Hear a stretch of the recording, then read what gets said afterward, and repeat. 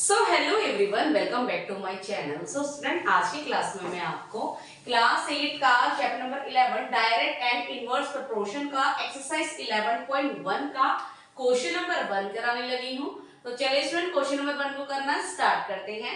So student, question number 1 क्या कह रहा है? Following are the car parking charges near a railway station up to.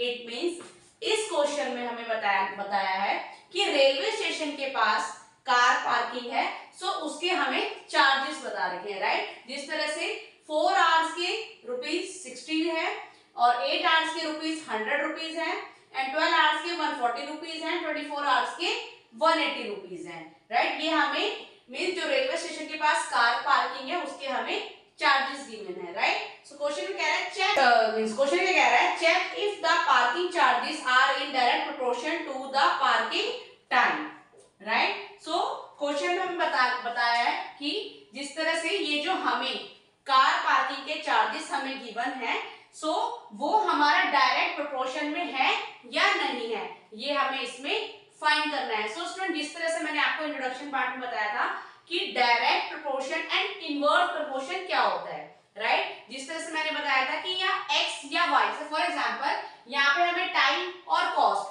For example ये हमारा एक्स है और ये हमारा वाई है। जैसे ये हमारा मान लो ये टाइम है और ये कॉस्ट है, राइट। जिस तरह से टाइमिंग ये हमारी मान लो 4 आवर्स एक्स है और 60 आवर्स वाई है।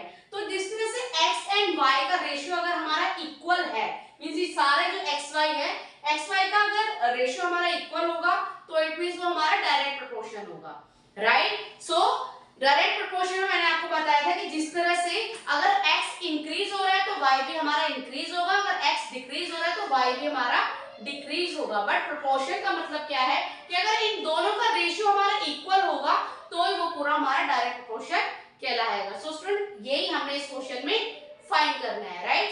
सो जिस तरह से 4 आवर्स ₹60, तो जिस तरह से इसमें हमें 1 आवर का टाइमिंग निकालना पड़ेगा। जैसे 4 घंटे के 60 रुपए है तो 1 आवर के कितने होंगे, तो उसके लिए हमें क्या करना पड़ेगा, 4 डिवाइडेड बाय 60, राइट। इसको हम डिवाइड करेंगे, 4 1 जा 4, 4 1 जा 4, 4 5 जा 20, सो 1/15। इसका रेशियो क्या है, 1/15।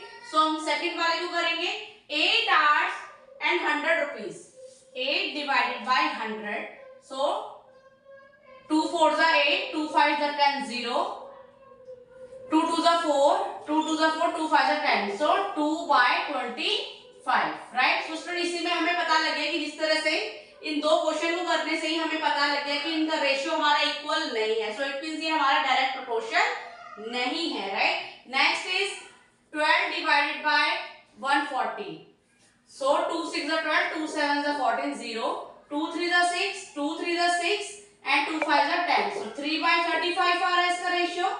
नेक्स्ट इज 24 डिवाइडेड बाय 180, 2 1 जा 2, 2 2 जा 4, 2 9 जा 18, 0, नेक्स्ट 3 4 जा 12, 3 3 जा 9, 0, 2 2 जा 4, 2 1 जा 2, 2 5 जा 10, सो 2/15। इन सबका रेशियो हमारा अलग अलग आ रहा है, सो इट मींस ये हमारा डायरेक्ट प्रोपोर्शन नहीं है। सो आंसर में हम क्या लिख देंगे, नो।